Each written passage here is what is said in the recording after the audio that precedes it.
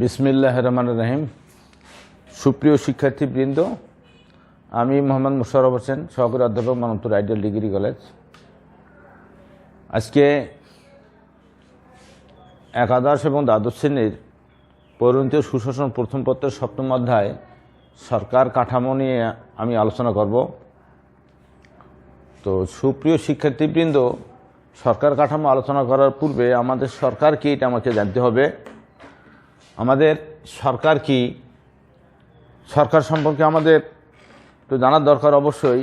আমরা মুখেই বলি সরকার, সরকার কেমন, সরকার কি, এগুলো জিনিস আমাদের পুরোপুরি একটু জানার দরকার আবশ্যক। তো আমাদের সরকার সম্পর্কে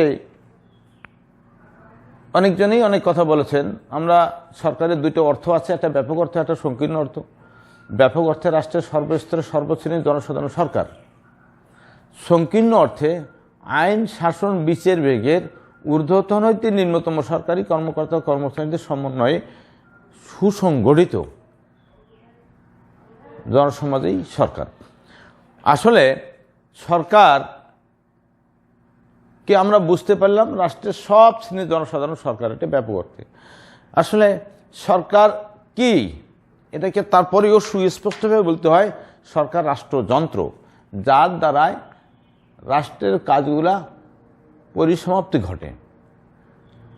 রাষ্ট্রযন্ত্র সরকার, সরকারকে বাদ দিয়ে কোনো কাজ করা সম্ভব নয়। রাষ্ট্রের 4টি উপাদান আছে, 4 এলিমেন্টস অফ স্টেট। রাষ্ট্রের 4টি উপাদান আছে, তার মধ্যে সরকার একটা গুরুত্বপূর্ণ উপাদান। সরকার না হলে কিন্তু রাষ্ট্র চলবে না। রাষ্ট্রের 4টি উপাদানের মধ্যে যদি একটা উপাদান যদি অনুপস্থিত থাকে, তাহলে সেটাকে রাষ্ট্র যেমন বলা যায় না, তেমনিভাবে সরকার না হলে মূলতই রাষ্ট্র চলতে পারে না। আমরা রাষ্ট্রকে বাস্তব এবং বিমূর্ত ধারণা বলেছি, কিন্তু সরকারকে আমরা ওইরকম বিমূর্ত ধারণা বলবো না। সরকার বাস্তব। সরকারের দ্বারাই রাষ্ট্রের যাবতীয় কল্যাণমূলক কাজগুলা পরিচালিত হয় এবং সুষ্ঠুভাবে, সুন্দরভাবে, সুশৃঙ্খলভাবে পরিচালিত হচ্ছে। আজকে সারা দেশে, গোটা বিশ্বে আজকে গভর্নেন্স চালু আছে, ইলেকট্রনিক শাসন ব্যবস্থা পরিচালিত হচ্ছে। এটা মূলতই এর মূল ধারক এবং বাহক এবং নায়ক এটা সরকার, সরকার যন্ত্র। সরকার না হলে কিন্তু গভর্নেন্স পরিচালিত হবে না। আজকে আমাদের ইলেকট্রনিক্স মিডিয়ার মাধ্যমে সব রকমের শাসন ব্যবস্থাগুলো মূলতই সরকারের দ্বারাই পরিচালিত হচ্ছে। এই কারণেই সরকারকে আমরা খুব সুন্দরভাবেই, সহজভাবেই যেভাবে ব্যাখ্যা দিয়েছি, সেই ব্যাখ্যাটাকে মূলত রাষ্ট্রের প্রত্যেকটা জনসাধারণ সরকার। আমাদের প্রধানমন্ত্রী শেখ হাসিনা যে সরকার, কথা বলা যাবে না, সবাই সরকার। তার কারণ আমাদের বাংলাদেশটা যেমন একটা রাষ্ট্র, তেমনিভাবে রাষ্ট্রের 4টি উপাদান আছে। তার মধ্যে গুরুত্বপূর্ণ একটা উপাদান হচ্ছে সরকার। আমাদের পরিবারটাও একটা রাষ্ট্র। এই রাষ্ট্রেরও একটা উপাদান আছে, জনসংখ্যা আছে, সরকার আছে, নির্দিষ্ট ভূখণ্ড আছে এবং একটা সার্বভৌমত্ব আছে। যাই হোক, আমরা ওই দিকে যাচ্ছি না। আমাদের কথা হলো যে এরিস্টটল তার পলিটিক্স গ্রন্থে সরকার কাঠামোকে মূলতই 3 ভাগে ভাগ করেছেন।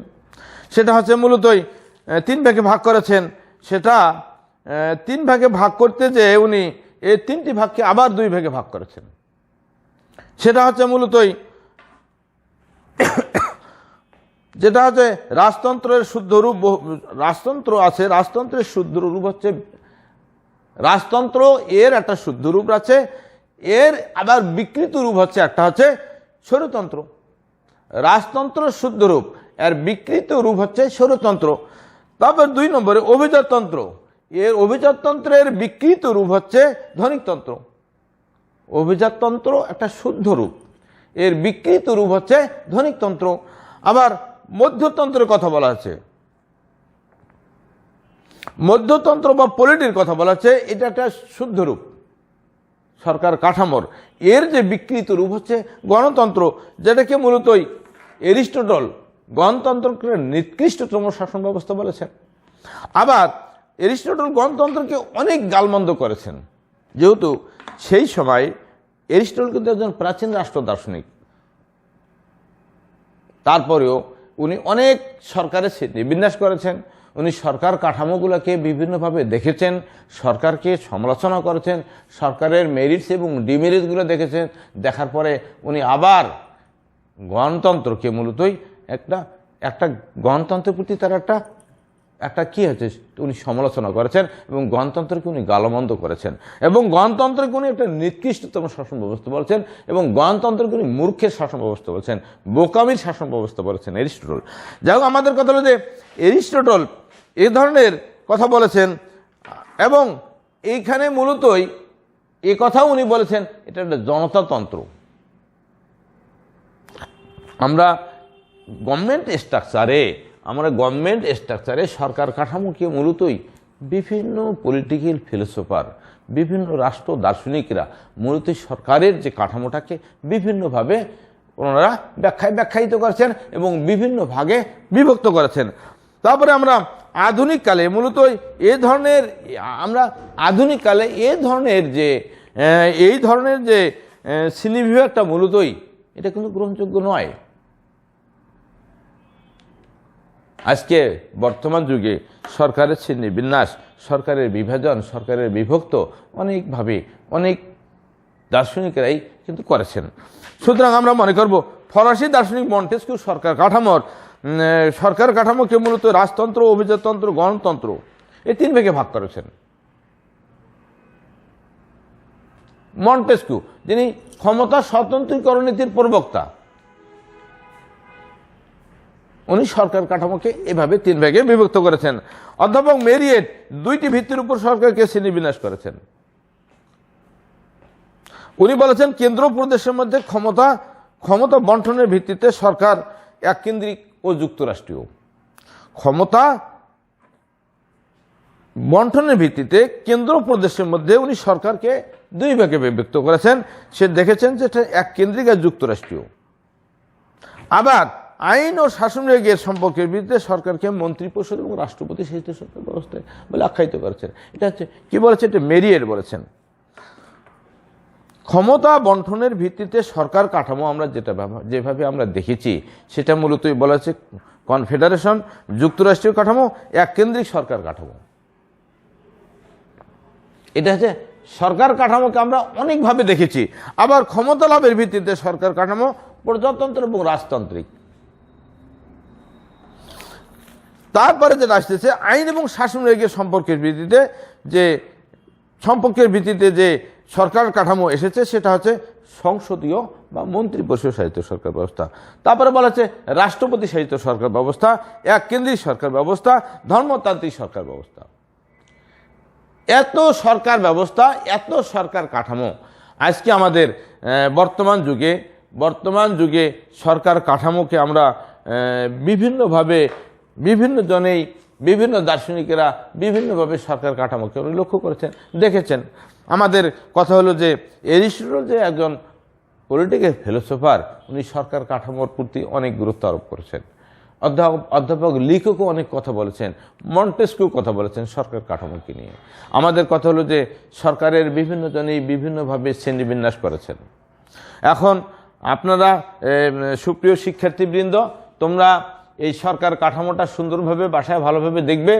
বিভিন্ন বইয়ে বিভিন্নভাবে সরকার কাঠামোকে শ্রেণীবিন্যাস করেছেন। আমরা যেভাবে শ্রেণীবিন্যাসটা দেখালাম, এই শ্রেণীবিন্যাসটা মূলতই সুস্পষ্ট এবং গ্রহণযোগ্য। এখন আমরা মূলত সরকার কাঠামোতে আমরা যে এই সরকার কাঠামো, এই অধ্যায়ে 7ম অধ্যায়ে মূলত সরকার কাঠামো এবং সরকারের বিভাগ সমূহের কথা বলা আছে বা অঙ্গ সমূহের কথা বলা আছে। সরকারের অঙ্গ কয়টি? সরকারের অঙ্গ 3টি: আইন বিভাগ, শাসন বিভাগ ও বিচার বিভাগ। এই 3টে বিভাগের সমন্বয়ে সরকারের কার্যক্রমগুলো পরিচালিত হয়। এখন আমরা বলি আইন বিভাগ বলতে কি বুঝি? আইন বিভাগ বলতে আমরা কি বুঝি?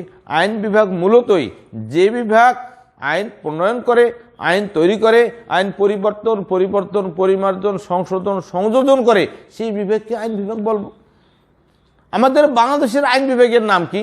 বাংলাদেশের আইনসভার নাম কি? এটা আমাকে জানতে হবে। বিভিন্ন রাষ্ট্রে বিভিন্নভাবে আইনসভার নাম থাকে। আমাদের দেশের আইনসভার নাম হচ্ছে জাতীয় সংসদ। আমাদের এই আইন বিভাগকে আমরা দেখেছি যে এই আইন বিভাগ আমাদের দেশের আইন বিভাগটা মূলত ছোট্ট একটা কক্ষ নিয়ে আইন বিভাগ পরিচালিত হচ্ছে, এক কক্ষ বিশিষ্ট আইনসভা। আমাদের বাংলাদেশ এটা যেহেতু ছোট্ট, সেহেতু এখানকার কক্ষটাও ছোট। আমাদের জাতীয় সংসদে একটি মাত্র কক্ষ আছে, যেখানে সেটাকে এক কক্ষ বিশিষ্ট আইনসভা বলে। সেটা আমাদের বাংলাদেশে এক কক্ষ বিশিষ্ট আইনসভা আছে। তা আমাদের আইনসভার নাম কি? আইনসভার নাম হচ্ছে মূলত জাতীয় সংসদ। এটা আমাকে বুঝতে হবে আমাদের জাতীয় সংসদের সদস্য সংখ্যা কত এবং এটার মেয়াদ কত। জাতীয় সংসদের সদস্য সংখ্যা মূলতই ৩০০ জন পুরুষ, ৫০ জন মহিলা সংরক্ষিত আসনের। এদের মেয়াদ কার্যকাল ৫ বছর। এরা হচ্ছে মূলতই জনগণের প্রত্যক্ষ ভোটে নির্বাচিত হয়ে 5 বছরকার জন্য মূলত রাষ্ট্র পরিচালনা করে, সরকারের দায়িত্ব পালন করে। আমাকে বুঝতে হবে। তারপরে মূলত আমাদের শাসন বিভাগ। আমরা তো জানি যে শাসন বিভাগ যে বিভাগ প্রচলিত আইন অনুযায়ী শাসন কার্যগুলো পরিচালিত করতেছে, সেই বিভাগকেই শাসন বিভাগ বলি। বর্তমানে মূলতই শাসন বিভাগের ক্ষমতা বৃদ্ধি পাচ্ছে, আইনসভার ক্ষমতা বিভিন্ন কারণে বৃদ্ধিও পাচ্ছে, আবার হ্রাসও পাচ্ছে। আমাদের শাসন বিভাগটা যেভাবে পরিচালিত হচ্ছে, আমাদের শাসন বিভাগে আজকে কি আছে? জবাবদিহিতা আছে। শাসন বিভাগের কার্যক্রমগুলা আমাদের ব্যাপকতর বৃদ্ধি পাচ্ছে। আবার অনেকেই বলছে যে এখন আমাদের ডিজিটাল যুগ, কম্পিউটারাইজ যুগ, আমাদের ইলেকট্রনিক্স মিডিয়ার মাধ্যমে সব কার্যক্রমগুলো পরিচালিত হচ্ছে বিধায় শাসন বিভাগের কার্যক্রমগুলো এখন কমই আসতেছে, অতি সহজ হচ্ছে। এটা অনেক বিষয় আছে। আমাদের যে শাসন বিভাগের কার্যক্রমগুলো পরিচালিত হচ্ছে মূলত একটা বিভাগওয়ারি, একটা উপজেলাওয়ারি বা একটা আমাদের জেলাওয়ারি কার্যক্রমগুলো পরিচালিত হচ্ছে। সেন্ট্রাল থেকে আমাদের বিভাগ থেকে জেলা থেকে থানা, উপজেলা পর্যায় পর্যন্ত চলে এসেছে। এটা শাসন বিভাগের কাজ। যা হোক, আমরা পরবর্তীতে চলে এসেছি যে বিচার বিভাগ। সরকারের যে 3টে অঙ্গ আছে, এই 3টে হলো আইন বিভাগ, শাসন বিভাগ ও বিচার বিভাগ। বিচার বিভাগটা কি জিনিস? বিচার বিভাগ বলতে এটাকে মূলত আমরা যে বিভাগ প্রচলিত আইন অনুযায়ী ন্যায়ের ভিত্তিতে নিরপেক্ষভাবে বিচার কার্য পরিচালনা করে, সেটা হচ্ছে বিচার বিভাগ। বিচার বিভাগ মূলতই আজকে স্বচ্ছ হয়ে গেছে, স্বাধীন হয়েছে। বিচার বিভাগের কার্যকাল মূলতই অনেক বৃদ্ধি পেয়েছে, বিচারকের সম্মান অনেক বৃদ্ধি পেয়েছে। বিচার বিভাগকে মূলতই সরকারের একটা গুরুত্বপূর্ণ বিভাগ বলেছি। যে অন্য যে আমাদের সরকারের যে 3টে অঙ্গ আছে, এই 3টে অঙ্গের মধ্যে বিচার বিভাগকে আমাদের গুরুত্বপূর্ণ বলেছি। যার কারণ বিচারকেরাই মূলতই আইনের শাসন কায়েম করে। আইন পার্লামেন্টে তৈরি হচ্ছে, এই আইনটাকে কে বাস্তবায়ন করবে, কে প্রয়োগ করবে? মূলত বিচারকেরা আইনের মাধ্যমে, বিচারের মাধ্যমে আইনের যে শাসনটা এটা প্রয়োগ করে, আইনটাকে কার্যকর করে। এটা হচ্ছে বিচার বিভাগের কাজ। মূলত বিচার বিভাগের ইহা ছাড়াও বিচার বিভাগের অনেক কাজ আছে। বিচারকেরা ন্যায় নিষ্ঠার সাথে নিরপেক্ষভাবে তারা দায়িত্ব পালন করে, সরকারকে অনেক সহযোগিতা করে, রাষ্ট্রকে মূলতই নিয়মতান্ত্রিকভাবে, সাংবিধানিকভাবে পরিচালনা করার জন্য মূলত বিচারকেরা অনেক যথেষ্ট গুরুত্বপূর্ণ ভূমিকা পালন করে এবং বিচারকের দ্বারাই মূলত আইনের শাসন কায়েম হয়। বিচারকেরা বিচার বিভাগের মধ্যে দিয়েই গণতন্ত্র রক্ষা পায়। বিচার বিভাগের মধ্য দিয়েই মূলত শাসন বিভাগ আমরা স্বাধীনভাবে তারা শাসন কার্য পরিচালনা করতে পারে। আসলে আমরা কি বলবো, আজকে আমাদের সরকারের যে কাঠামো আছে, সরকারের যে কাঠামো এবং সরকারের যে অঙ্গ, এই সরকারের কাঠামো এবং সরকারের অঙ্গগুলা মূলতই আমাদের একটু, যদি সুপ্রিয় শিক্ষার্থীবৃন্দ তোমরা যদি একটু ভালোভাবে সরকার কাঠামোকে দেখো, তাহলে আমাদের বিভিন্ন রাষ্ট্রে বিভিন্নভাবে সরকারগুলো পরিচালিত হচ্ছে। রাষ্ট্র বলেছি, রাষ্ট্র বাস্তব কিন্তু বিমূর্ত ধারণা। সরকারের বিভিন্নভাবে সরকারের রূপের পরিবর্তন হয়, রাষ্ট্রের পরিবর্তন নয়। রাষ্ট্র অবিনশ্বর, সব কিছু ধ্বংস হয়ে যাবে, রাষ্ট্র ধ্বংস হবে না। রাষ্ট্র তো আমাদের প্রয়োজনীয়, আমরা রাষ্ট্র সৃষ্টি করেছি। সুতরাং সুপ্রিয় শিক্ষার্থীবৃন্দ, সামনের দিনে আমরা পরের অধ্যায়ে আলোচনা করব। আজকে তোমাদের সকলের সুস্বাস্থ্য কামনা করছি এবং আজকের ক্লাস এখানেই সমাপ্তি করছি। আল্লাহ হাফেজ।